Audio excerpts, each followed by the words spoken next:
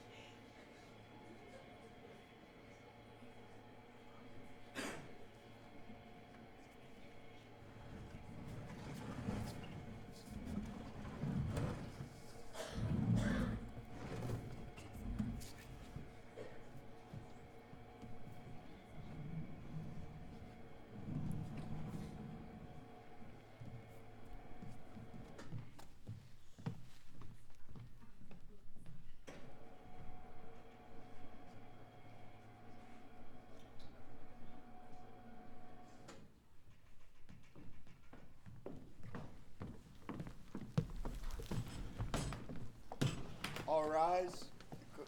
Superior Court number 11 of the Commonwealth of Massachusetts is now in session. Your Honorable Judge Bean presiding.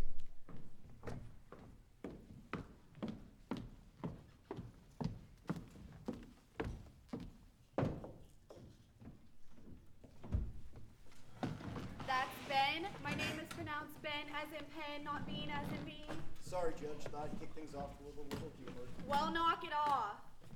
Yes, Judge. The people of the Commonwealth of Massachusetts versus Arnold Medal. Ready, Your Honor. Ready for what? Ready to proceed, Your Honor. Did I ask you? No, Your Honor.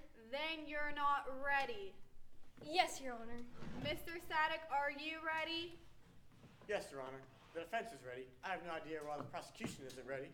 She told me I wasn't ready. Well, I am. Suck up. Toady. Brown nose. Counsel! That's enough. Bailiff, draw me a jury. Why? We have TV cameras, and besides, I don't have any crayons. Choose! Draw the jury means choose the jury. Oh, right, Judge. I thought we already had a jury drawn. We did, but I dismissed them all. May we ask why, Your Honor? You may. Why, Your Honor? Why what? Why have you dismissed all the drawn jurors? It took us so long to draw them. I caught them all at Denny's this morning signing book deals. I commend Your Honor's honor for stemming the onslaught of these unscrupulous literary agents. Onslaught stemming had nothing to do with it. I was simply upset because no one invited me to Denny's. Draw me another jury!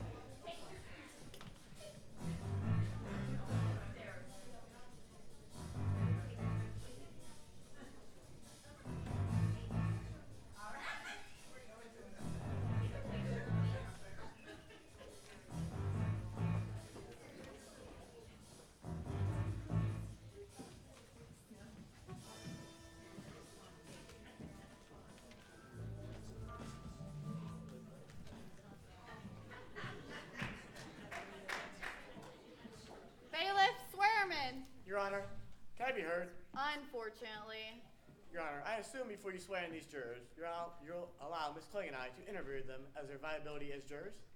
If you believe that, Mr. Static, you're dumber than you look. Your Honor, Mr. Static is indeed dumber than he looks, but on this point, I tend to agree with him. Quiet! I deem these jurors eminently viable.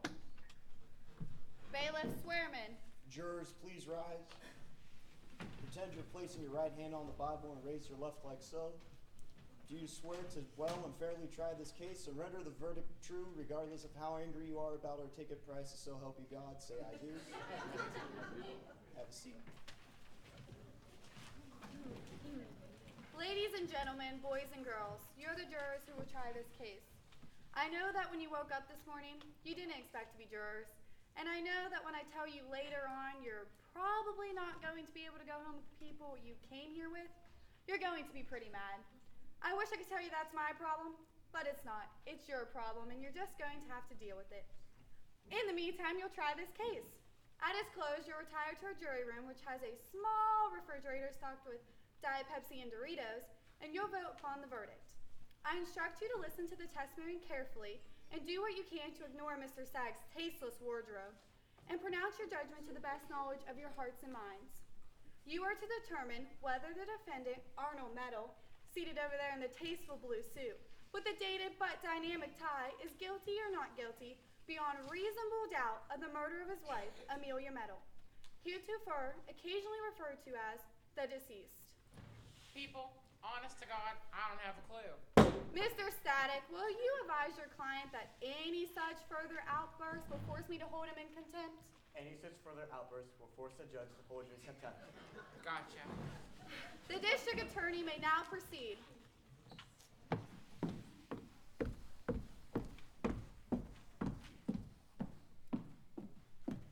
I love your cologne. Cling! Sorry. January 16th of this year. Remember that date, ladies and gentlemen, for it is a date that will forever be etched in the memory of Amelia Metal. Move to strike. Strike who? Miss Kling, Amelia Metal is dead. How can anything be forever etched in her memory? I thought opening remarks couldn't be objected to, Your Honor. I didn't object. I moved to strike. The court will ignore Miss Kling's unfortunate turn face. Miss Kling, go on. Thank you, Your Honor. January 16th of this year was the closing night of the Mill City Players production of the classic American musical Hello, Dolly, starring Amelia Metal. It was to be a night of joy and wonder, thrills and excitement, the roar of the crowd, the smell of the grease paint. Oh, please. Quiet, Static. But as we all know now, the euphoria of that evening was shattered forever when near the end of the second act, Amelia Metal, in the middle of her rousing solo rendition of So Long Dearie, heard a rope snap above her head, looked skyward, and was bombarded to the ground when a sandbag plummeted onto her from the fly space, ending not only her highly acclaimed, if derivative performance, but also her life. The Commonwealth will prove that Mr. Metal, Amelia Metal's wife, his heart rife with jealousy, did willfully, maliciously, and with incredible premeditation, insinuate himself backstage and drop the sandbag on his wife at precisely the moment she was singing under it, thus ending her life and necessitating the postponement of the play's denouement. In English, please, Miss Kling. Climax, Your Honor. You better stick to French. The Commonwealth will prove that Amelia Metal's relationship with her co-star in the production, Byron Shelley, ignited the green monster inside of Arnold Metal, prompting him to insinuate himself backstage that night, hide behind one of the stage-left curtains, and drop the sandbag on his wife. The Commonwealth will prove with overwhelming circumstantial evidence that Arnold Metal, and only Arnold Metal, could have perpetrated this heinous, heinous crime. Thank you. The court orders the court clerk to strike one of those heinouses. Which one, Your Honor? The second one, of course. Your Honor, I object. Overruled. You can't say heinous, heinous. Once something is heinous, it can't get any heinouser. Mr. Static, your opening statement.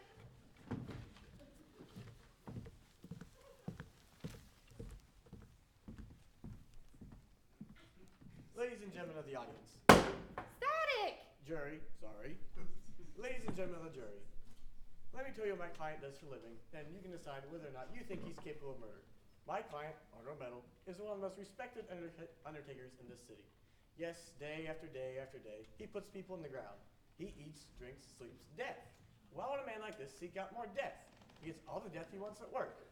And yes, he and his wife Amelia Meadow were in love. And actually, they were in the process of merging their two businesses. Mrs. Meadow was going to move her Senior Citizens Aerobic Center to the basement of the newly refurbished Meadow Mortuary. Think of it, ladies and gentlemen of the jury. As the mourners are greeted by their friends and neighbors upstairs, their sadness is tempered by the thump, thump, thump of Richard Simmons' Sweat of the Oldies, thus ensuring that life indeed does go on, and even if it doesn't. Even if someone keels over from too much exertion on the Stairmaster, there you are, right next to the embalming room. Think of the convenience. And my client, Arnold, and his wife were in love. So once you do doubt reasonably that he did murder his wife, you must acquit my client. And as you know, it is very easy to reach reasonable doubt these days. So once you do reach reasonable doubt, you must see that he did not kill his wife. And don't even bother to concern yourself with whether he might have or didn't kill his wife. So just ease your way down the path to the reasonable doubt and get home in time for dinner. Thank you. Your Honor, I rule Mr. Static's opening statement be ruled reprehensible. So ruled. Now just wait a minute. If my statement can be ruled reprehensible, I move that Miss Kling's hairstyle be ruled unkempt and frumpy. So ruled. Nobody cares, people. Get on with the case. Miss Kling, call your first witness. I think my hairstyle is rather cute. Miss Kling! The Commonwealth calls Salvatore Sue. Salvatore Sue.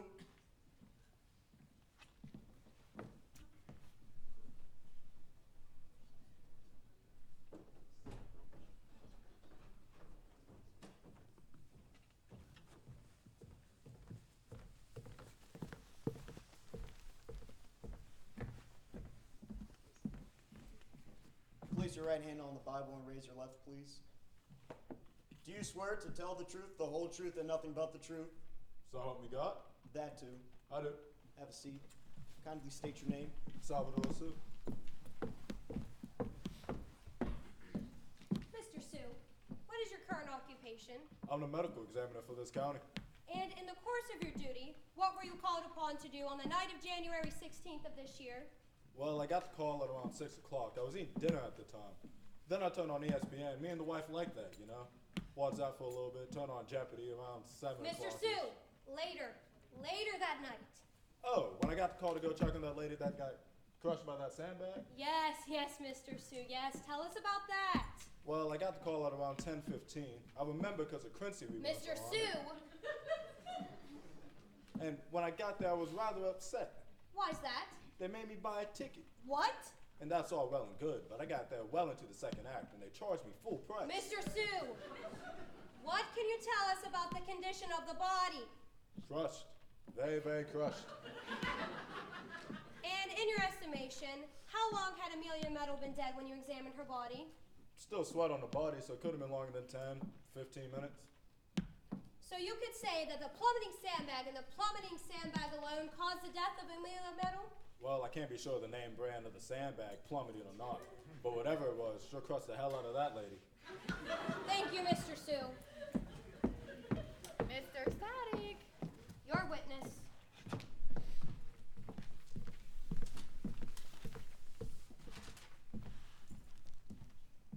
Mr. Sue, do you think it's possible, just possible, that the sandbag, which, as you say, crushed Amelia Meadow, was faultily rigged? No, absolutely not. You're sure of this? Yeah, positively sure. Mr. Sue, may I call you Sal? That's my name, Sal Sue. That's a rather odd combination, wouldn't you say? I would not say. That's a combination I'm stuck with. You look like the type to say that, though. Salvatore Sue, Japanese-Italian? Your mother's name, in fact, before she married your father, was Susan Logarici, was it not? So? So, Sal, your mother, Susu, is the daughter of Tony Logarici, owner of the Mill City Theatrical Sandbag Company. And wouldn't you do anything to avoid the wrath of Tony Logarici, up to and including lying on this witness stand to prove that he was not at fault? Your Honor, I object. Mr. Sue is a highly respected medical examiner and in no way would stoop for covering up for his in-laws' possible liabilities. Well, I wouldn't say all that. Mr. Sue! And I'm not all that highly respected either. Mr. Sue! No further questions. You may step down, Mr. Sue. Yep. Miss Kling. I'm a guest. Well, I'm a-waitin'. Let's go. The Commonwealth calls Gretel Van Cistern. Gretel Van Cistern. What? The Commonwealth has called you. Oh, okay.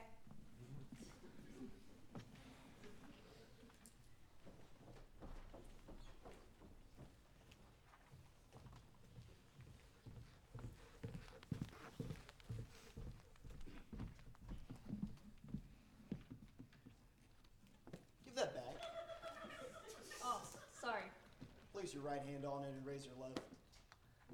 Do you swear to tell the truth, the whole truth, and nothing but the truth? What was the second part? The whole truth? I do. Sure. Kindly Whatever. state your name. Gretel Van Seestern? Kind enough? Miss Van Sistern, would you kindly state your occupation? I'm a security guard at the YWCA. Miss Van Sistern, there is no need to be explicitly kind. Normal, everyday politeness will suffice. Oh, okay. Now, apart from your regular employment as a security guard at the YWCA, do you have a leisure time activity? When I'm not working, yes. Well, that would be your leisure time. Oh yeah, I know that. And what might your leisure time activity be? That might be that I'm a stage manager for the Mill City Players Community Theater Organization and Company. Now, as stage manager for the Mill City Players, you spend a great deal of the time at the theater, do you not? Yes. And could you tell us, Miss Van Sistern, exactly where you're situated on the night of January 16th as the Rousing So Long Deary number approached? Well, my usual post is the stage manager's booth in the back of the audience. But on that night, I had traded positions with my assistant, Ronald Chardonnay. So I was backstage left on headsets. Very near Gus, the lovable doorman. And why on this night of all nights did you trade places with Mr. Chardonnay? Ronald Chardonnay is my intern. The Mill City Players policy is to let the stage manager intern call one performance of every show from the back of the audience. So, as his or her training, Ronald is a his. So we have clearly established that you were backstage left on headsets, very near Gus, the lovable doorman. Could you tell us then, Miss Van Sistern, if you noticed anything unusual backstage during that time? Yes, And what might that have been? that might have been Miss Metal's husband. Are you referring to the defendant, Arnold Metal? Yes, And why was it unusual for Mr. Metal to be backstage during this time? because he wasn't in the show, and when you're not in the show, you're not allowed backstage.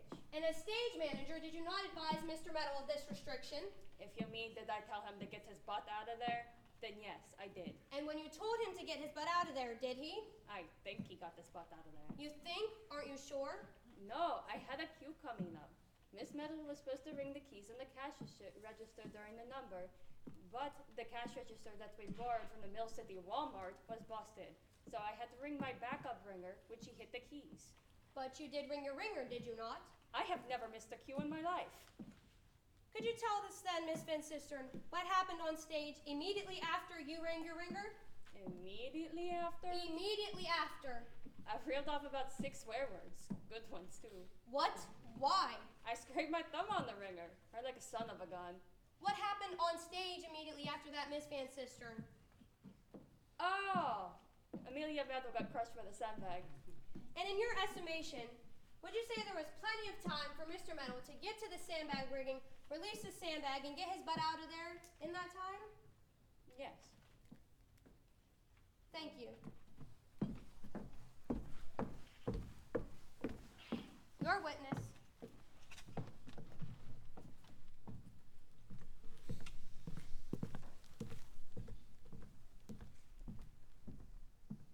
Miss Van Sistern. It is Miss Van Sistern, is it not? Well, she called me Ms. I kinda like Ms. I mean, you are an unmarried woman. Is this not true? It is not a crime. No, it's not. In fact, many women your age are as yet unmarried, aren't they not? Many.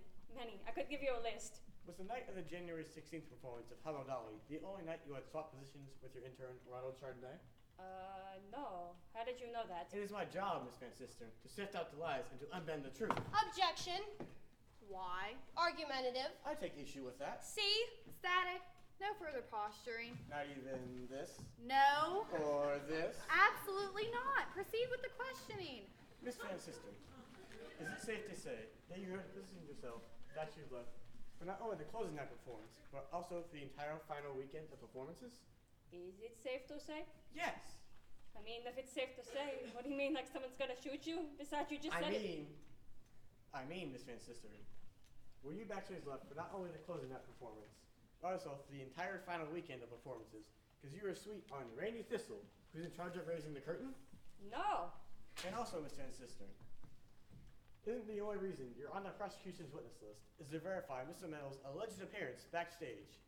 But you're on this list because you and your boyfriend, Randy Thistle, were in a loving embrace during the rousing So Long Deary number when he should have been manning the curtain?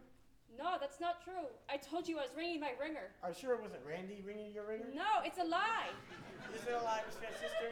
Or are you simply trying to protect your man? I don't have a man. Oh, but you want one, don't you? No, And the man you want is Randy Thistle. No, this is all terribly incorrect.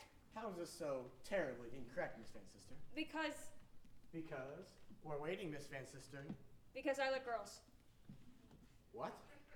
I like girls, not boys. I like girls. Now, see, I could have told you that. Well, Mr. Static, got something to fall back on here? No, Your Honor. No further questions. You may step down, Miss Van Cistern. That's it? That's it. He gets me up here and I reveal my deepest, darkest secret to the world, and all I can do is step down? That's pretty much the deal, yeah. Come on, step, step, step.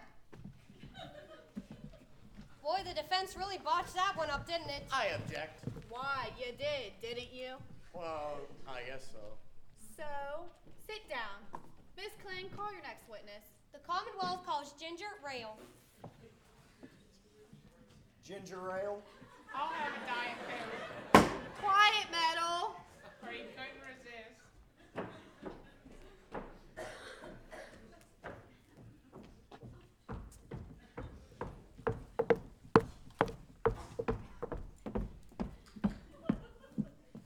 Place your right hand on the Bible, please, and raise your left.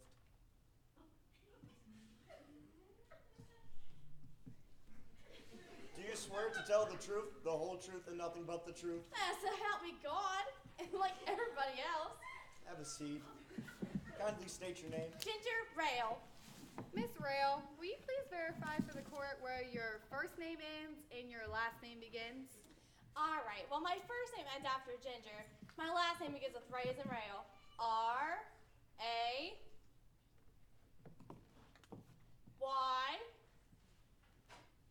L-E. Ginger Rail. And has this name been a burden for you? Why should it be? Miss Kling, go to it. Miss Rail, what is your current employment? I am a permanent temporary. Which means? I work temporarily on a permanent basis. So that means you are working on a permanent basis at a temporary agency? For the time being. All right then. I was looking for a job at the temporary center on a permanent basis, but I wasn't sure. So that would make you a full-time employee at a temporary agency on a permanent basis. You got it. Good. Now, in your spare time, you're an actress, correct? I'd like to think so. Most people consider me a musical comedy act because nobody can take me serious as an actress. I see. I got cast as a maid in Long Day's Journey into Night, but every time I opened my mouth, the audience laughed. Make it much longer than it was supposed to be. And so you do community theater musicals now, don't you? Yeah, since I got fired from my old job. And you were in fact in the Mill City Players production of Hello Dolly. Yeah, I was Minnie Fay, like you can guess. And as Minnie Fay, you spent plenty of rehearsal time with Amelia Metal, who played Dolly Levi in the production. I mean, lots of rehearsal time. Would it kill her to open her script and learn a line? We'd have to work scenes over and over and over again until she got them right. I mean, maybe it was a case of Alzheimer's light, but I think she was just plain lazy. Or maybe she was trying to get closer to Byron. By Byron, are you referring to Byron Shelley, the actor who played Horace Vandergelder in the show? Yeah, he played all 50 plus hand rolls for Mill City. Most guys who can sing who are his age are dead, so they use Byron. And is it your testimony that Amelia Metal and Byron Shelley were having an affair? I mean, for an affair, there would have to be coupling involved. Or maybe it's just the fact that either one is naked nauseates me. But there was, in your opinion, a romantic relationship between the two. Yes, I believe there was. And what did this relationship entail? Oh, a lot of pinching, giggling, you know, just all around obnoxious adolescent behavior. Pinching, you say? Yup. Who pinched who? He pinched her. Where? Somewhere near the No, left cheek. no, Miss Rail. In what location of the theater did the pinching take place? Oh, that location. Yes. Well, just about anywhere a tush went. His fingers followed. Pretty disgusting, don't you think? And was the defendant Arnold Metal ever aware of this pinching taking place? I believe so. And there was one incident, was there not, when his awareness of this became clearly evident? Yes, there was. One night we were on the stage getting notes, and Amelia shrieked all of a sudden, and then just started giggling. And then right behind her was Byron, also giggling with his fingers all red and jiggling. Anyways, Penelope the director, gives Byron this dirty look for some reason, but then goes on with the notes.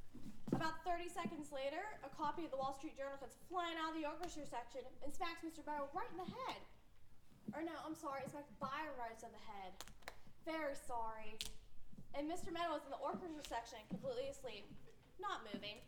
And it knocked Byron right off his chair. So he got up, adjusted his headpiece. Everyone went on like nothing happened. But there was nobody else in the orchestra section of the theater that night, was there? Not that I could see. So Mr. Meadow must have thrown that paper. That would be my guess. Thank you.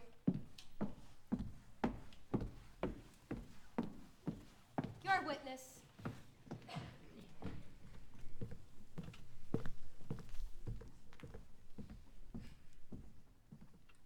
Miss Rail, you are a woman of dependent means. Would that be an accurate statement? Maybe if I knew what the hell you were talking about. I'm talking about lifestyle, Miss Rail. I'm talking about paying the rent. I'm talking about your elaborate taste in clothing and jewelry and makeup. You call me cheap looking? Au contraire, Miss Rail. I'm calling you exactly the opposite. I see a woman who spares no expense on herself. A woman who parked her Lexus next to my Hyundai in the court parking lot. A woman who lives in luxurious condominiums on Mill City Estates. And I'm wondering, just wondering, mind you, how an office temp accumulates enough money to accommodate such a lavish lifestyle. So, what's the question? Where do you get the money to pay for everything? I told you I work for a living. Surely, you can't expect the court to believe that you can live as you do on the salary of an office temp. Your Honor, I demand to know where Mr. Static is going with this. Me too.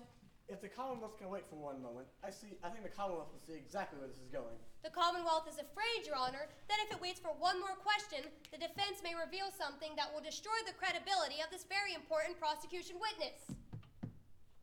Oops. You are so nailed. Miss Rail, up until rehearsals had begun for Hello Dolly, you were what one might be politely called Mr. Byron Shelley's Tootsie. Well, I don't know what. I mean, Miss Rail, you were his lollipop and he was your sugar daddy. Alright, what's with all these candy references? And whenever Mr. Shelley cut you off, thus eliminating all funds, you are hurt and humiliated, thus leading you here to the witness stand today to exaggerate the relationship between Mr. Shelley and Amelia Meadow. I'm not exaggerating. He had his fingers on her whenever she was within arm's reach. Do you deny your liaison with Mr. Shelley? Yes, How can you possibly deny that liaison? because I don't know what a liaison is. Did you or did you not sleep with Mr. Shelley in exchange for money and favors? I never slept, not once. Alright, he made me shower and go home. No further questions. You may step down, Miss Rail. And the biggest favor ever did was break it up with me. Biggest favor ever did. That will be all, Miss Rail. Bailiff, escort the witness. Hey, escort this.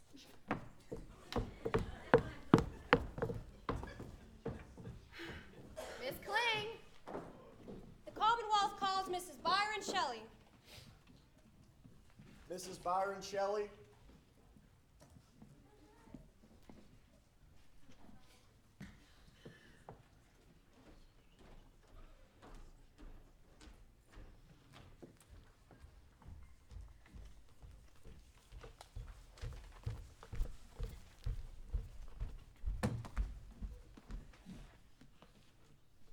Do you swear to tell the truth, the whole truth, and nothing but the truth? I most certainly do. Have a seat. Kindly state your name. Mrs. Byron Shelley. Your first name, please. Shelley. Your first name for the court record. My first name is Shelley. So your name's Shelley Shelley. My name is Mrs. Byron Shelley. All yours.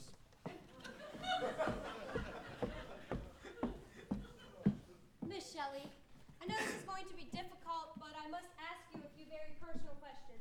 It won't be difficult personal questions. All right then. How long have you and Mr. Shelley been married? Must I answer that? That you must. Very well. Mr. Shelley and I have been married for 32 years. And would you consider this marriage to be a happy one? That's none of your business, young lady. Your Honor, permission to treat this witness as a hostile? Absolutely. Now listen here, you old bag. I want you to answer me, and I want you to answer me good, you hear? Well, Do you or do you not have an agreement with Mr. Shelley that allows him to see other women? Certainly not, You're Miss being Shelley. hostile again, Mrs. Shelley, and as long as you keep being hostile, I'm going to treat you as such because the judge ruled that I could. So if you want me out of your face, you better start coming clean. Oh, all right. Yes. Is that what you want to hear? Yes. Mr. Shelley and I have a written agreement that he may seek comfort from other women. And you are kept well abreast of just who these other women are you not? I am. In this day and age, it only makes sense. So you can attest to the fact that Mr. Shelley was involved in a relationship with the deceased, Amelia Meadow. Not since she's been deceased. Before her death? Yes, I can. He brought the aroma of that woman to my house for the past 3 months. She wore a hideous perfume that lingered in my closet like rotting fish. Hey, I gave her that perfume. Arnold! Oops, never mind. Your witness.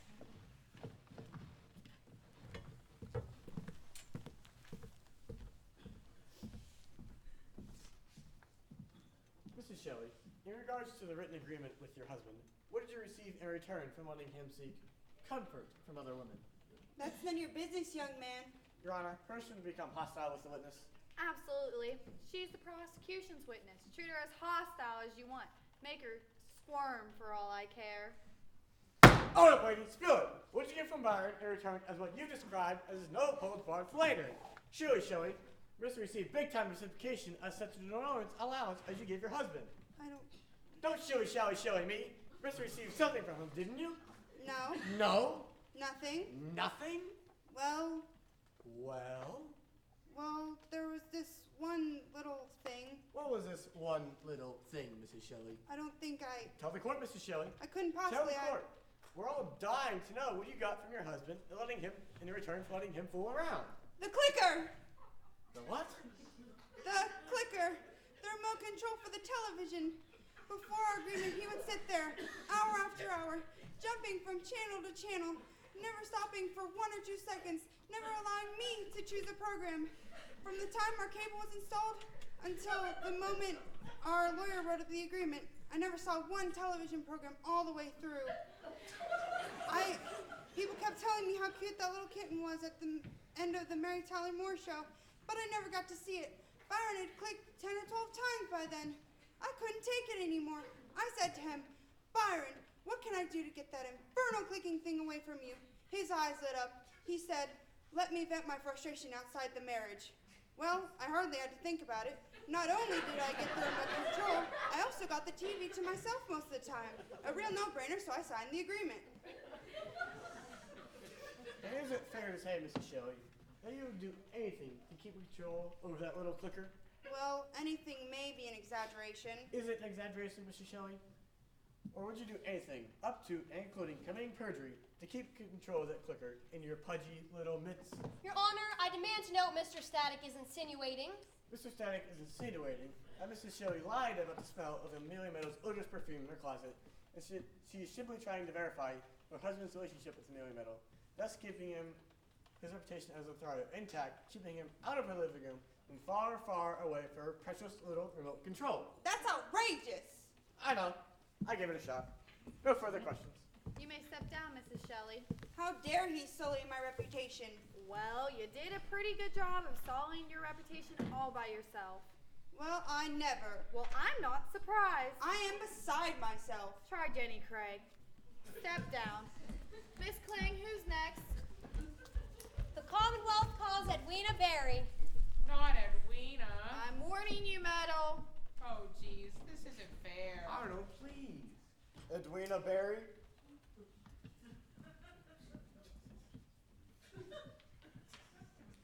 But she's so delicate. Oh, you people are mean. That's it. You're fined. $100. Pay the clerk.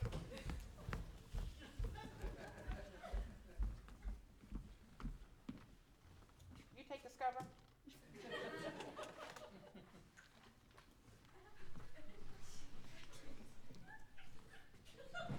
Do you swear to tell the truth, the whole truth, and nothing but the truth, so help you God? I do. It's about time.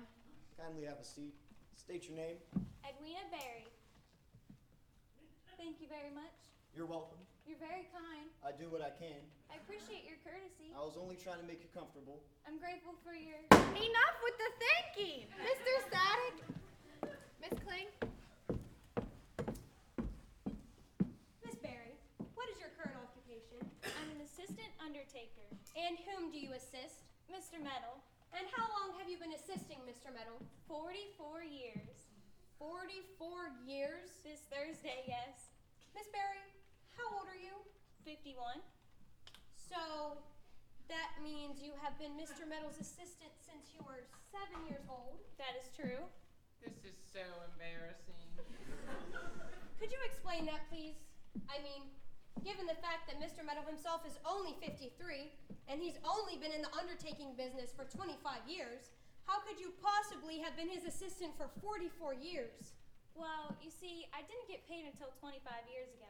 But up until then, every time Mr. Metal buried something, I helped him. Oh, Mr. Metal buried things before he became an undertaker? Oh, yes. I remember the very first time I assisted Mr. Metal with a burial. It was on Cosgrove Street. My family had just moved there, and we moved next door to the Meadows. One day, 45 years ago, I saw Arnie. He lets me call him Arnie. Good Lord. I saw Arnie out in the backyard digging with a soup spoon. I ran outside and asked him what he was doing. He told me he was having a funeral for Chirpy. And Chirpy would be... Chirpy would be the Meadows parakeet who had passed in that morning. The medical examiner attributed his death to excessive inhalation of fumes from a bowl of Post Toasties. the medical examiner. Marky McCoy, he lived across the street. Arnie put Chirpy in a hole and told me to throw dirt over the bird while he played taps on his father's ukulele. I've been assisting him ever since. Your Honor, as innocent as this case of pre-adolescent seems to be, I don't see how it has to do with anything with the case. Perhaps you're right. Perhaps I should allow unlimited courtroom time to delve into the playtime habits of every future potential serial killer who grew up on Cosgrove Street. Your Honor, I... Get to the point! Miss Berry, how many funerals did you and Mr. Metal officiate in your youth? You mean before he got paid? Yes. Oh, 7 or 8 a year. Only 1 or 2 whenever he went to college. When someone in the neighborhood had a pet to plant, we did the planting. Oh, you buried the neighbor's pets. Yes, mostly pets. Mostly pets? Yes, in high school, Marky McCoy wrote the senior play. It was called Death, Death, Death. It died. We buried the script. Your Honor.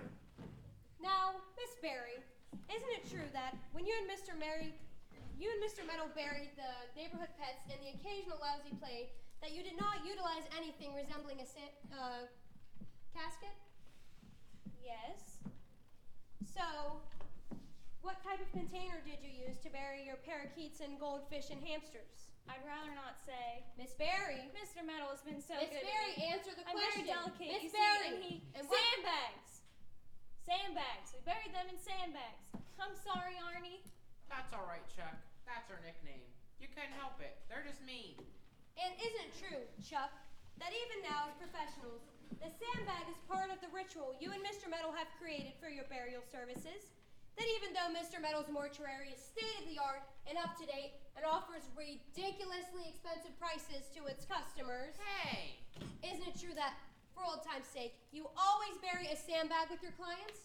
Yes. So you could say that Mr. Metal is sufficiently versed in the manipulation of sandbags? Arnold could do things with sandbags that can make a girl's heart melt. Arnie, please forgive me. All right, but that last little statement was a bit over the top. Mr. Static, your witness.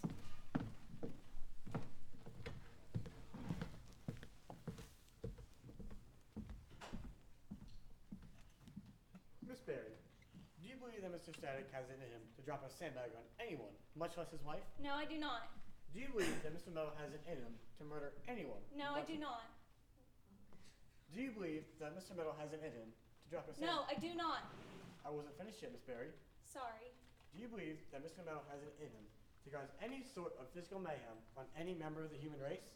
No, I do not. Thank you. No further questions.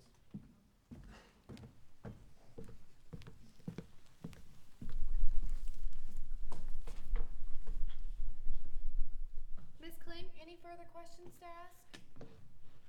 Now that you mention it, one does come to mind.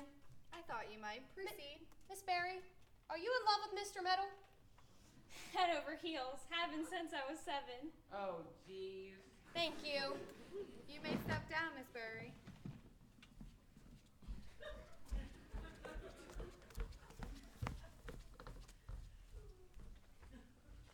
I handled the Periwinkle funeral this morning. Everything went off without a hitch. Miss Berry! One of the pallbearers looked pretty sick. I gave him your Miss card. Berry, please! Miss Kling, any more witnesses to call? Just one, Your Honor, but boy, is it a big one. Don't editorialize, just call the witness. The Commonwealth calls the director of the Mill City Players production of Hello Dolly, Miss Penelope Pacemaker. Penelope Pacemaker. Please, it's Patrick McKay.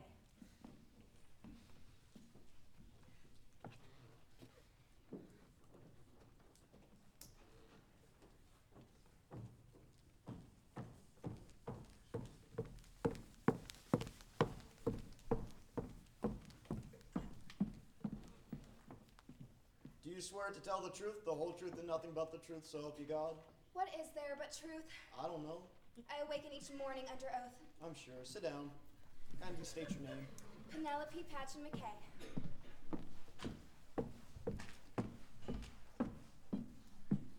Miss Patcha McKay, what is your occupation? You're right, Kling. Maybe I can talk the DA's office and open a comedy club in the basement of City Hall. Well, now that you mention it, I have all... Interrogate your witness! Yes, Your Honor.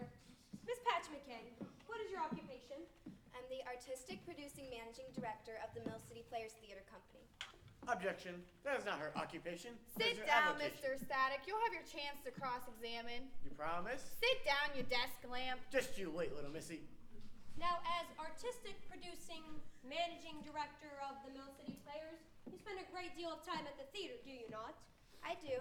As artistic producing managing director, I'm in constant control of the art, the production, and the management of the theater.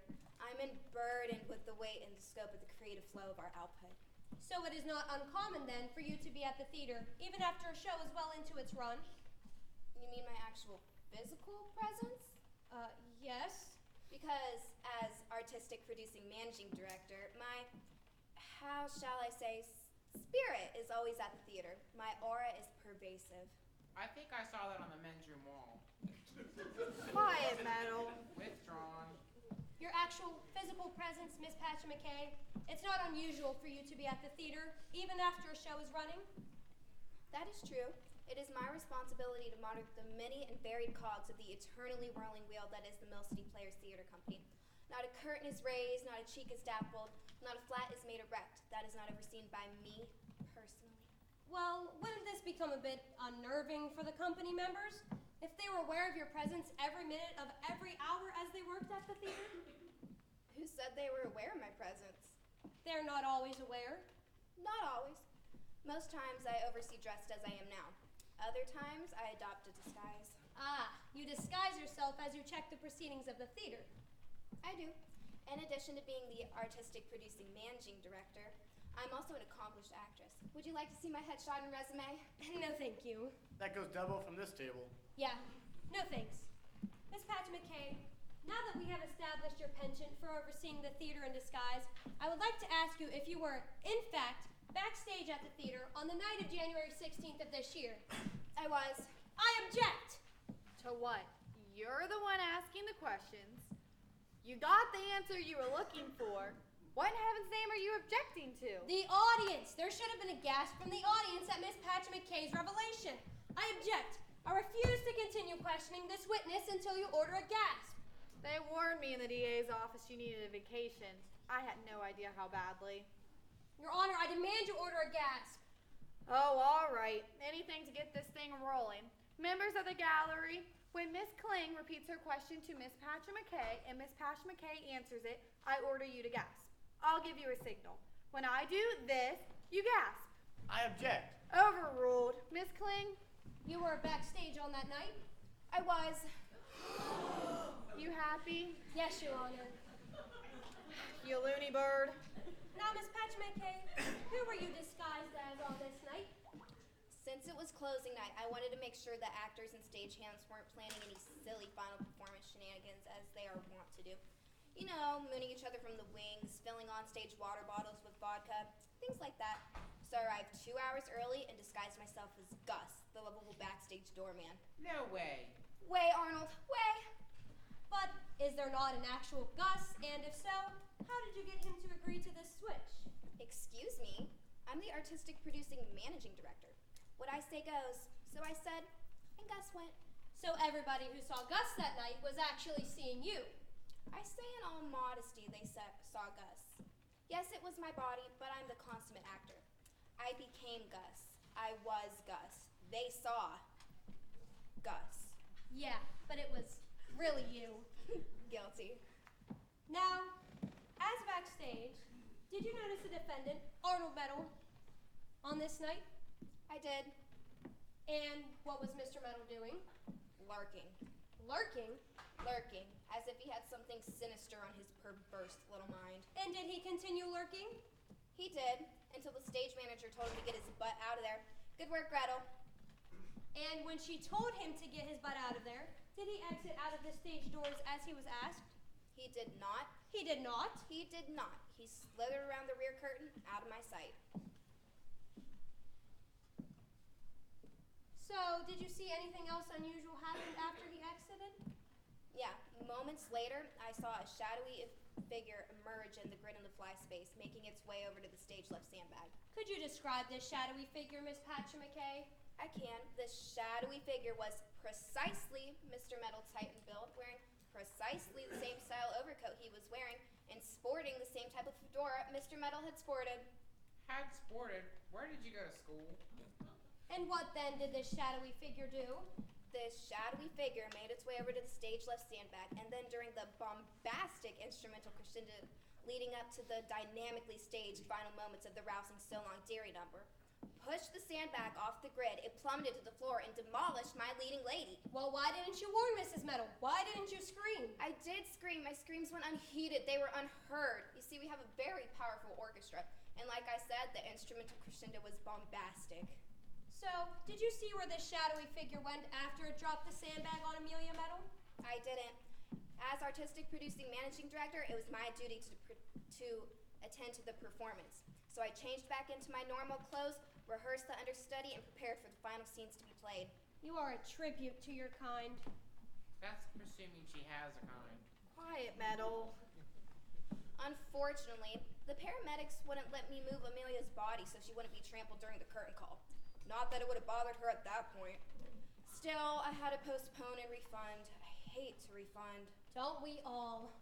One final question, Miss Patcha McKay. Do you have any idea who that shadowy figure might have been?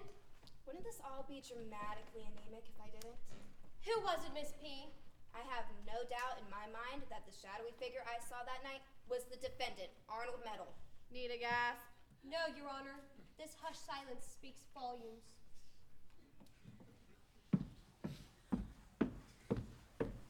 Your witness. Your Honor, the defense asks for a recess at this time. Oh, I see. Is the defense so stunned by this revelation that you're unprepared to cross-examine the witness? Actually, it's quite the opposite. In fact, I am ready to tear this witness to shreds. It's just that we've been sitting here for over an hour, and I think members of the gallery need to use facilities and purchase soft drinks. So ruled. They're not the only one. The case will be in recess until the lights flash in the lobby.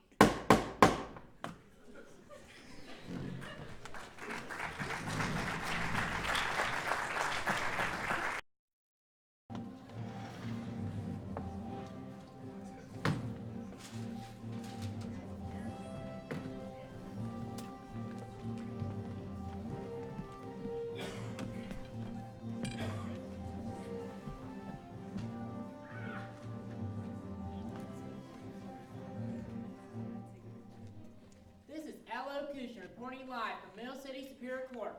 The trial of Arnold Metal, accused of murdering his wife, Amelia, has reached the fever pitch with the cross-examination of Mill City player, artistic managing director Penelope Patch McKay. About to take place with me are very good friends of Steve, Gert and Trudy Duffel. Ladies, welcome. welcome you. I've seen you on TV. Yes, yes you have. They say they came for 10 pounds on you, but that's not true. See, Gert, it's not the camera at all. Gert, what are your thoughts about the accused Arnold Metal?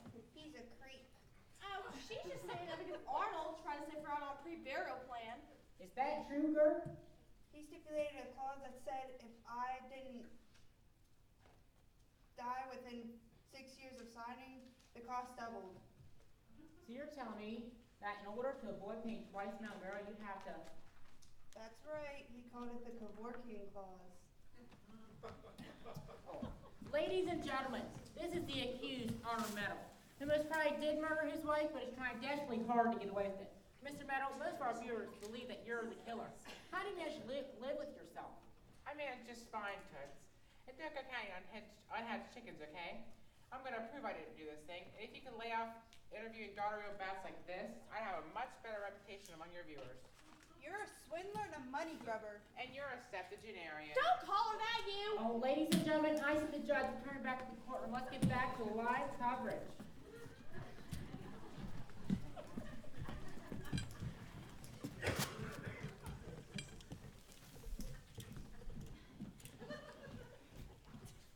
All rise. Court is now back in session.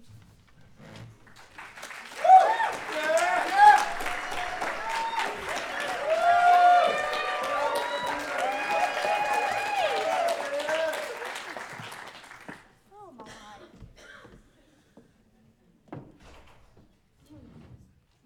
Recall the witness. I recall we left off with that weird director lady. Recall the witness, you stuffed animal. Recall Penelope Patchy McKay. Oh, you're so very clever, aren't you?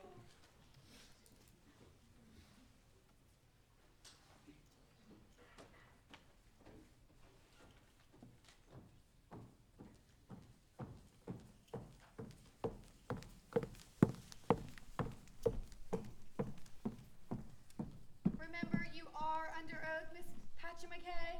I awaken each morning under oath. Brother. Mr. Static.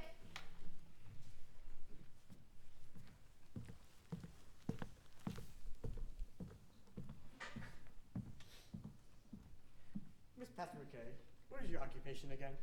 I'm the artistic producing I manager. asked for your occupation, Miss Patrick McKay. What is it you do to earn a living? I don't see how that's relevant. I will decide what is relevant, Miss Patrick McKay. Hey! The judge will decide what is relevant. Your Honor, is Miss Patrick McKay's occupation relevant? Of course it is. Of course it is. So, Miss Patrick McKay, what is it you do to earn a living? I'm employed at the Riverbelly Bolodrome. I see. And what is your position at the... What was the name of the Bolodrome again? Riverbelly. Riverbelly. And what is your position at the Riverbelly Bolodrome? I'm the assistant manager. Assistant manager? Yeah. I see. Is this one of those places where everybody who isn't the manager is given the title of assistant manager? So then, there's assistant manager in charge of the front desk. There's assistant manager in charge of maintaining the lanes. There's assistant manager in charge of keeping the pins. And there's assistant manager in charge of keeping the books. Are you in charge of any of these things, Miss Patrick McKay? No. Then, what is it that you're in charge of? Spraying the shoes. Could you say that again, Miss Patrick McKay? Spraying the shoes. I spray the shoes. Could you say that one more time, Miss Patrick McKay? I spray the friggin' bowling shoes, alright? Is that what you want to hear? After people spray their little tootsies off of the shoes, I spray them and put them back in those dumb shoe slots. And may I assume then, judging by your reaction to my simple question, that you are not entirely comfortable in your position? Assume away. Be my guest. Assume your head off. And I also assume that when you are artistically producing and managing Mill City players, that this provides you with an outlet for your creativity, and also for you to be shown as a thinking human being. I am a thinking human being in all facets of my life. I don't need the mantle of authority to lend credence to my intellectual functionality. Come, Miss Patrick McKay. Surely, you can't expect the court to believe that your intellect is challenged in any way, shape, or form than when a 300-pound woman slaps down a sweaty-sized pair of 11s for you to disinfect? I never stop thinking. I never stop creating. Aren't you embarrassed by what you do to earn a living? I am not. And when you do anything, up to and including lying on this witness stand here today, to prove to the world that you are a person of worth? I do not need to lie to prove that. Ask anybody connected with the Mill City players. I work like a dog so I can contribute artistically.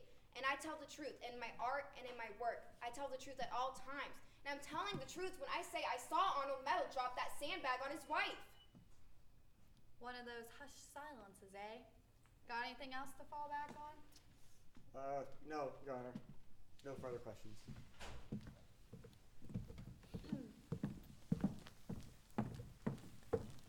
Mr. Static, we're ready to proceed with the defense case? I'd like to have a word with my client, Your Honor. Oh, now you want to talk to me? You practically signed my death certificate with your cross-examination of Penny Pacemaker there. Now you want to talk to me? Arnold, we're in trouble.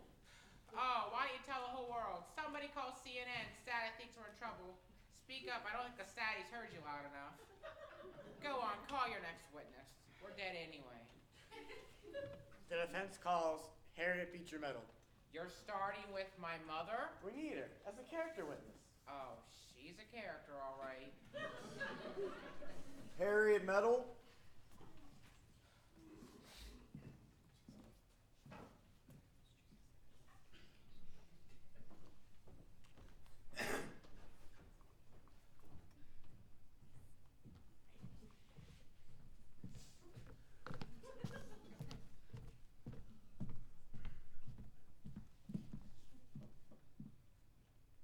Place your right hand on the Bible and raise your left, please. Do you swear to tell the truth? The whole truth, nothing but the truth, so help me God. Kindly state your name. Harriet Beecher Metal.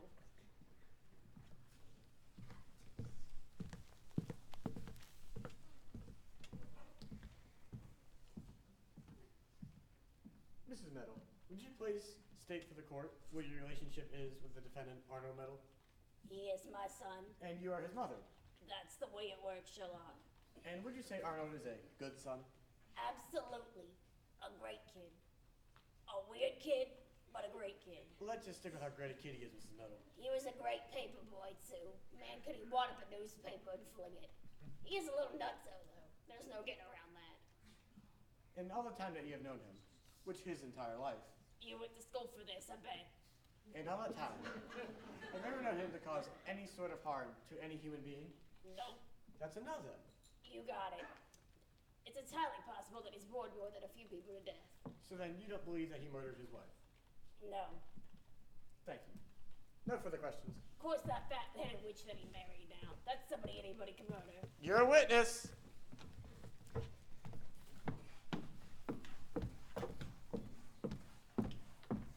Mrs. Meadow, let's focus again for a moment on this weird Arnold you were talking about a moment ago. Are you referring to his penchant for burying dead animals in your backyard at a young age? Oh yeah, that was weird. But that's nothing compared to the other nutball activities. Oh, God. Such as... Such as his collection of dead costume frogs. Oh, God. Yeah, he catch these big old frogs out in the pond out back. And he'd pie them and stick them in a jar for formaldehyde. When they got all good and stiff, he'd dress them up like popular movie stars of the day. A boy needs a hobby. I went along with it for a while, because I figured keep him off the streets. But eventually, I had to call a halt to the whole thing. And why was that? Well, he froze up a couple of croakers, dressed them up like Jane Mansfield and Audie Murphy, and put them in a compromising position on the mantelpiece. Not good for the neighbors to see that sort of thing. And as far as you know, has he ceased entertaining himself with hobbies such as these? Oh, I don't think so. I visited his house a couple years ago. I found something in his basement. I nearly choked when I saw it. And what might that have been? That was his cockroach trailer park. What? Oh yeah, that was wild. You know those cockroach motels where the cockroaches crawl inside, get their little feeties stuck and writhed to death? Well, Arnold had gone up and bought a whole fleet of these things. Painted them all like Winnebagos, and set up a cockroach trailer park. I never told his missus about it. I mean, she was an annoying broad. And this is what he had to do to get his mind off her. Then so be it. I think I'm through with this character witness, Your Honor. Now, don't get me wrong. My Arnold is a good boy. He's just a little fruity. But who is it really, when you think about it? You may step down, Mrs. Meadow.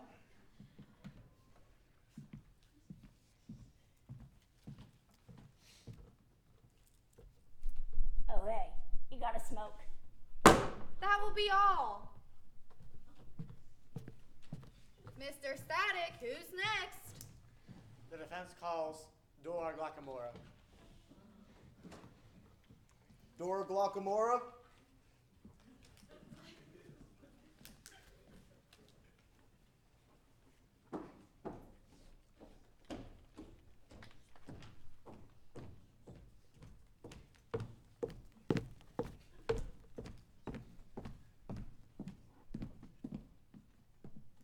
Do you swear to tell the truth, the whole truth, and nothing but the truth, so help you God? I do.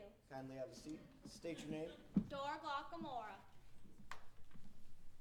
Static!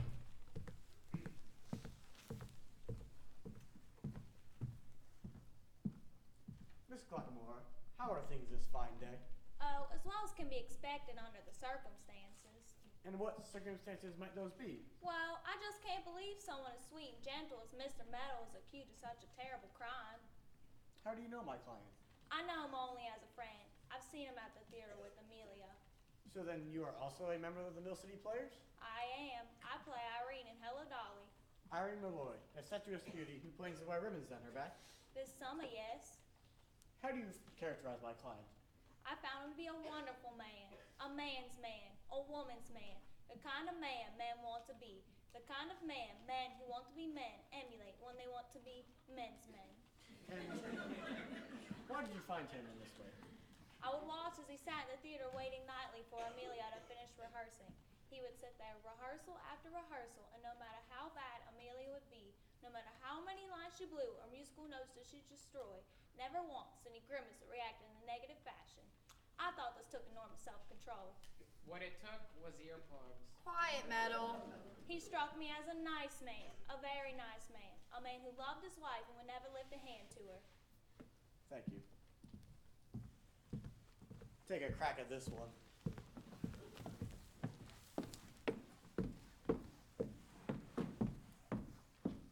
Miss Glockamora, if you were to name one person in this world who meant more to you than anybody else, who would that person be? Well, my daddy, of course. Of course. And why is that? That is because my daddy is the nicest, sweetest, most lovable man who ever walked the face of the earth.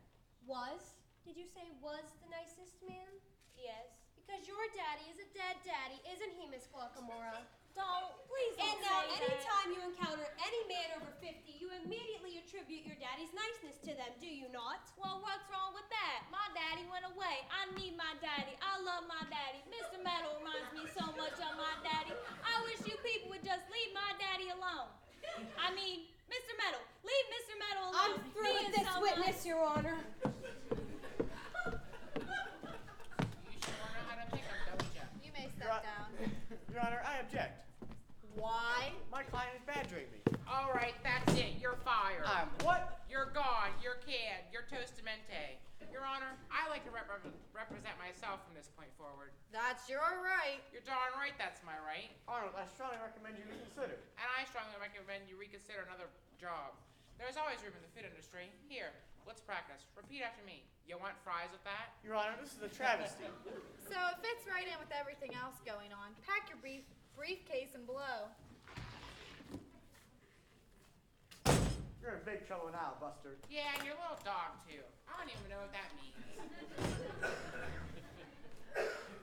Meadow, call your first witness. All right, let's get right to the nitty-gritty. Call Byron Shelley.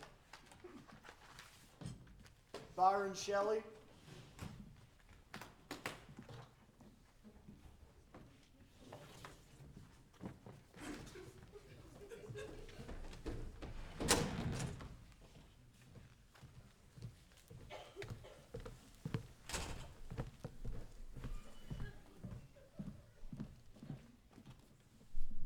Do you swear to tell the truth? I swear to tell the truth. The whole truth? The entire truth. And nothing but the The truth? truth at its core, unfettered and unblemished. So help you God? So help me, strengthen me, and guide me, O God. Have a seat.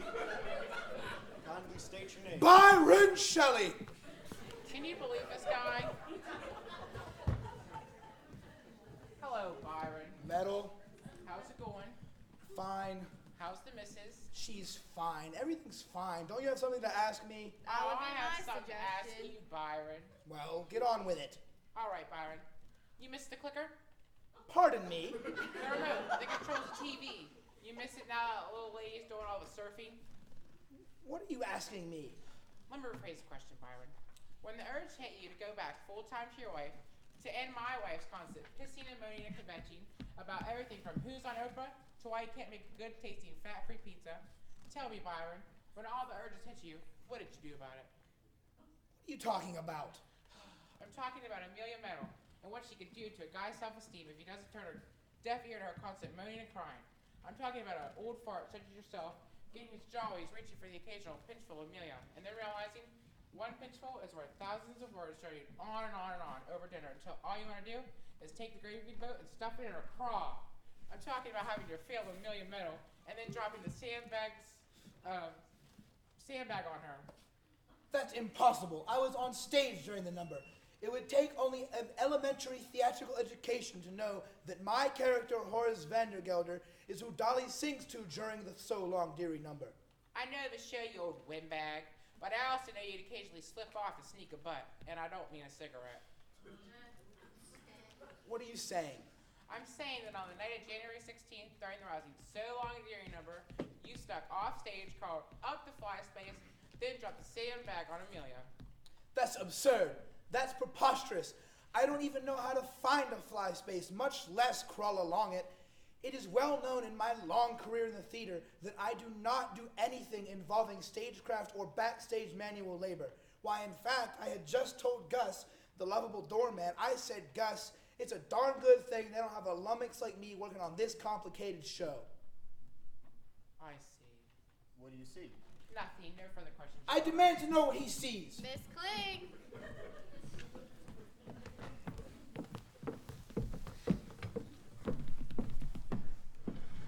I have only one question for this clearly innocent man, Your Honor.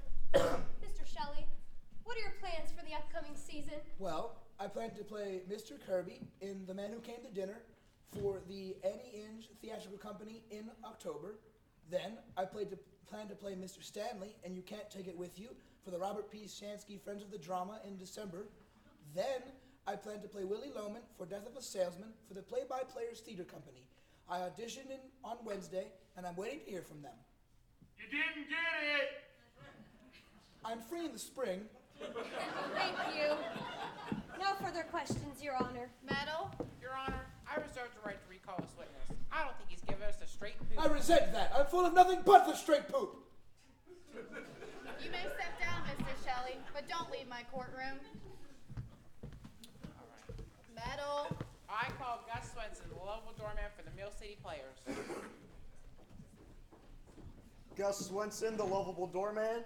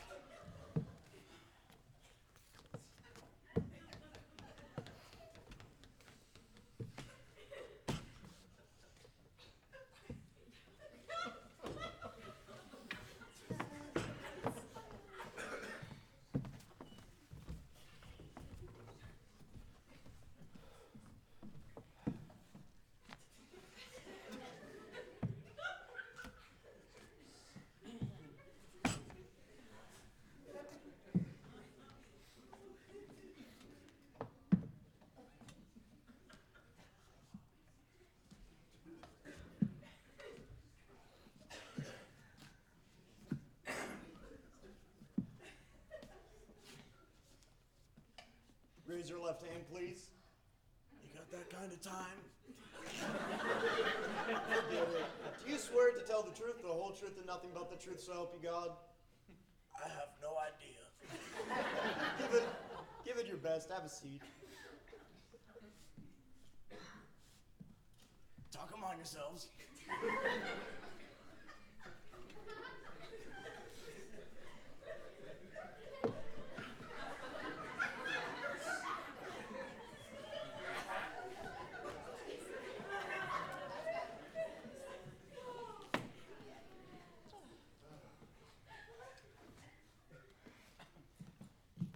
Hello, Gus.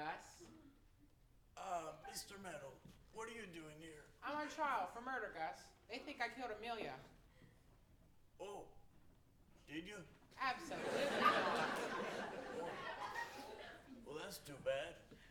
She was the worst actress I've ever seen. Well, someone did kill her, Gus. It just wasn't me. Oh, so she's dead? Yeah, Gus. I thought you knew she was dead. No, I heard someone talking about Amelia dying on stage. But I thought they were just talking about her performance. My God, was she awful. Your Honor, could we get to some point here? You better try, Metal. Gus, do you recall on Penelope Pacemaker's testimony that she sent you home on the closing night of Hello Dolly and impersonated you at the stage door? When did she say that? About 5 minutes ago. Oh, no, way beyond my short-term memory span. Well, how's your long-term memory, Gus? Oh, I don't know. Try me. All right, Gus. You remember that night, the closing night of Hello Dolly, the night of January 16th? I think so, yes. I recall something about a sandbag falling. Yeah? I remember it because that was the first time anything interesting has ever happened on stage. Go on. Yeah, I do remember that. Yes. So you're saying that if you were there then, Gus, you remember Penelope asking you to leave? No, I was there. Never happened. So you're saying that Penelope Pacemaker's a liar? Am I? Yes, Gus, you are. And I don't even know what time it is.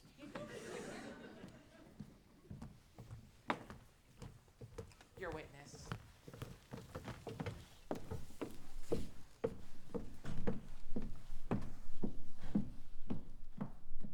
State your name, please. Hold on.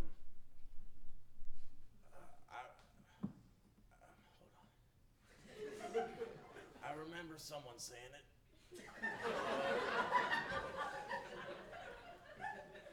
An old, ugly woman in a big black gown. Your name is Gus Swinson.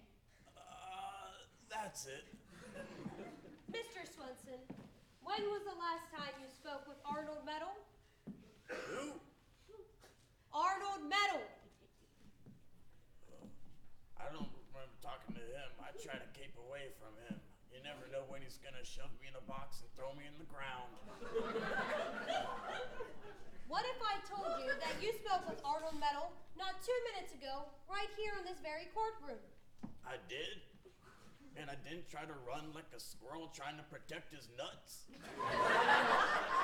No, sir. In fact, you told him you thought Penelope Patchen McKay was a liar. I did? Yes, sir. Oh.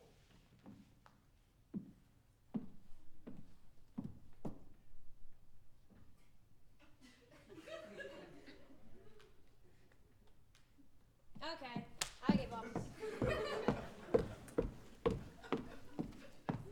You may step down, Mr. Swinson.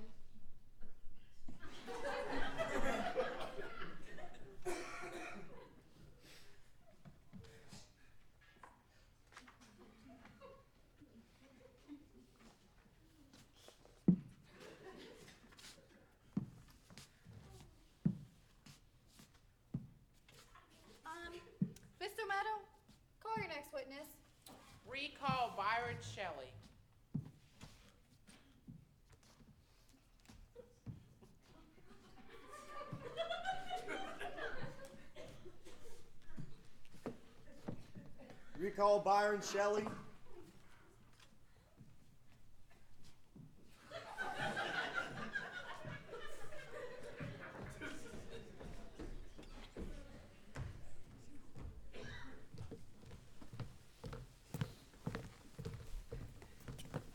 Remember, Mr. Shelley, you are under oath. Of course I remember I'm under oath. What do I look like, an idiot? I bet I'm not the only one. How many people in the gallery think Mr. Shelley looks like an idiot?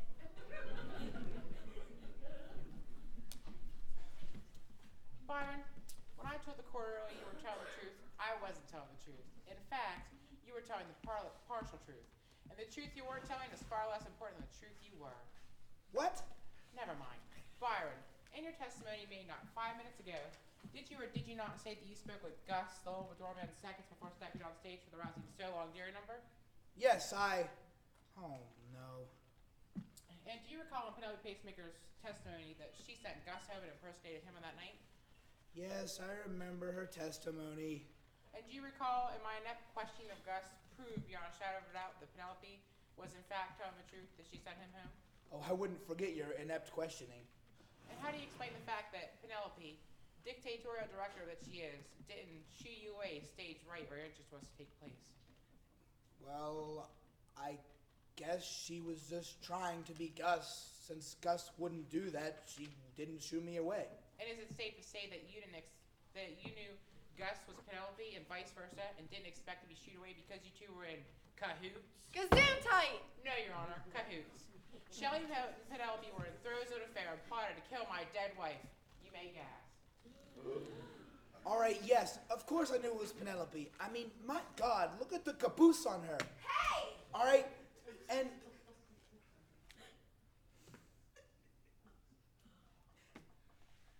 Yes, it was Penelope, and yes, we had been having an affair, but I had just ended it, all right? She was distraught. She would have nothing of it. I told her time and again we were through, but she refused to give up. We fought all the time. It was hell. Just that night, it was a simple blocking change she wanted me to make in the So Long Deary number. She wanted me and Amelia to switch places. She wanted me to move to stage left. I have no idea why, but I told her I'd do it, but I didn't. I told her I would talk to Amelia about it, but I did no such thing. She tried to control me, but I wouldn't let her. A blocking change? Yes. She wanted you and Amelia to switch places. She wanted you to move stage left. Yes, are you deaf, man? Yes. During the rousing So Long Deary number? Yes,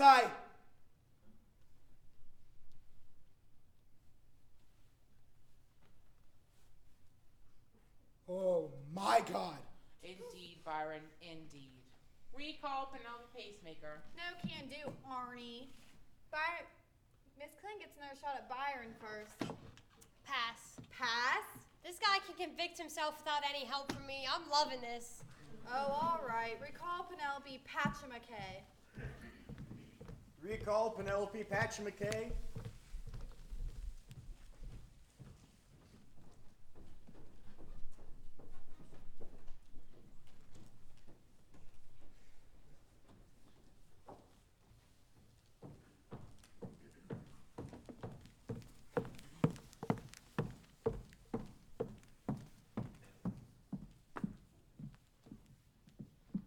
Remember, you are under oath.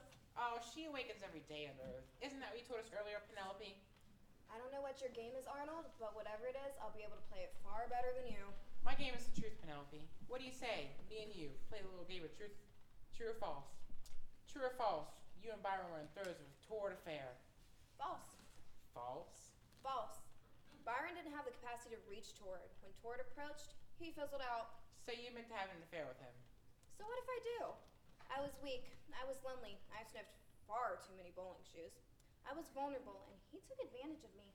And after he took advantage of you, he dumped you, did he not?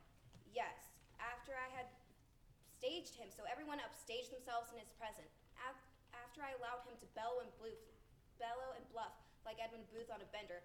After I coddled him throughout the rehearsal period. He tells me it's over? He is the definition of swine. And what about the little blocking change, Penelope? He's lying. Is he? A simple blocking change? Why would he invent such a thing? I don't know. He's an idiot. Everyone knows that. And you recall that I would sit in on rehearsals of Hello Dolly. course I recall. It was very annoying. You'd read your Wall Street Journal and pay no attention. Oh, I'd pay attention, Penelope. In fact, when Byron mentioned this little blocking change, it occurred to me that Amelia was actually blocked with staying stage left. That's where she was. What's your point? My point is, if Byron, the man who had just left you high, dry, and desolate, the man who had just broken off a torrid affair with you, if he had done what you I object! It's about time. Mr. Metal is running hog wild on a wild goose chase. Oh, I'm wild, Your Honor, but hogs and geese have nothing to do with it. J'accuse Penelope Pacemaker. J'accuse you of an inadvertent death in your boss attempt to murder Byron Shelley. That's a bald-faced lie. I saw you in the fly space. You saw a diddly squat in the fly space because you were in the fly space. You had opportunity, you had stagecraft expertise, and motive. J'accuse you and je rest my case. Cool. Miss Kling, anything further to add to this circus? I won't dignify myself with Mr. Metal's ravings. The Commonwealth remains at rest. That's what I wanted to hear. All right, folks, time for your summation. Miss Kling, you're up first.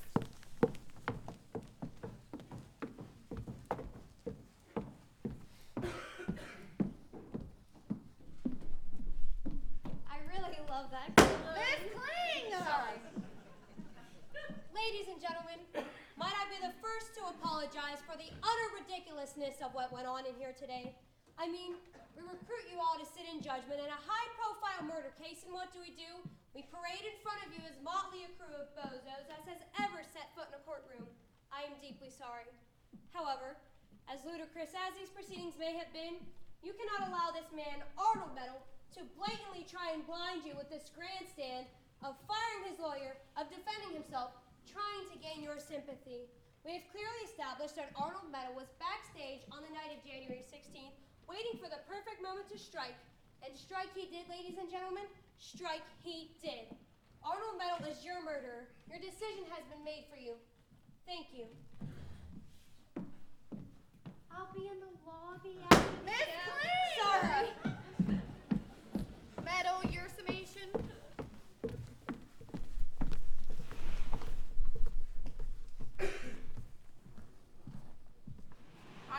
Come on, do I just spell it out for you? Penelope Pacemaker reblocked that scene, said that fat foghorn would get crushed. That fat foghorn disobeyed her, and my wife got crushed instead. Is that how you want to be remembered by your grandchildren? As the people who convicted the wrong man in the metal case? If that's what you want, then be my guest. But if you want to go to your grave remembered as the geniuses who saw through Penelope Pacemaker's scheme, then bring her to trial and let me off the hook. Oh, in fact, when you do go to your grave, be sure to call the Metal Mortuary. 330-386. Metal! Well, members of the jury, your time has come. And since I'm as sick and disgusted at this lunatic festival as you are, we're going to vote right here, right now. So in the acceptable tradition of jury spending absolutely no time deliberating, the bailiff will pass out one piece of paper and one pencil to each member of the jury, and you'll vote. If you think Arnold Metal killed his wife, write guilty. If you think he did not, write not guilty, and we'll be home before the 11 o'clock news.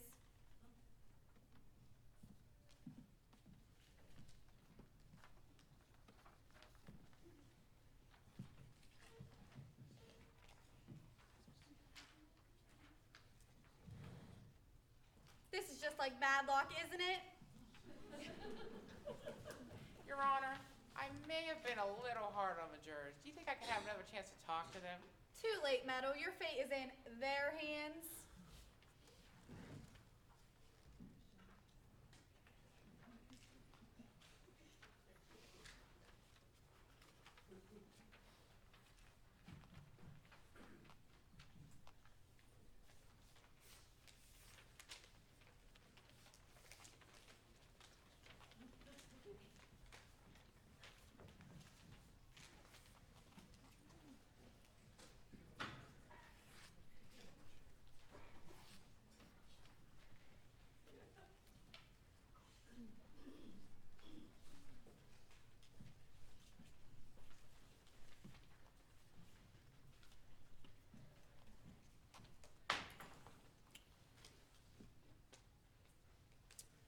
Your Honor, may we remind the gallery that the verdict must be unanimous to convict? I should, but I won't. This is my courtroom, and in my courtroom, the majority rules. So in the case of the a tie, the deciding vote will go to... Oh no. Oh, yes.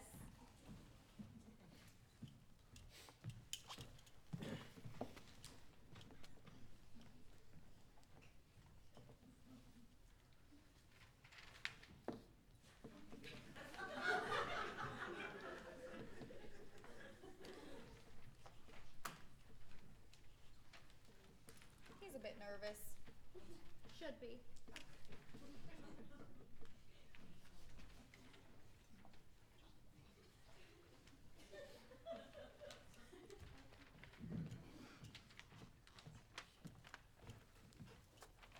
Arnold Metal, on your feet. Mr. Metal, the jury has found you not guilty. Like I'm surprised. Guards, arrest Penelope Patrick McKay. No. Come on. What? No, but no. See, it wasn't me. It really wasn't. Come on, really? It was obviously metal. Come on, guys. No.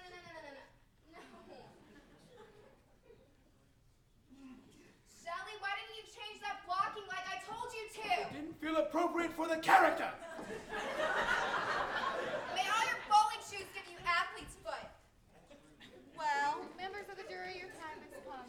Thank you. Please don't tell anyone what happened here tonight. We want audience to show up tomorrow. The case is closed.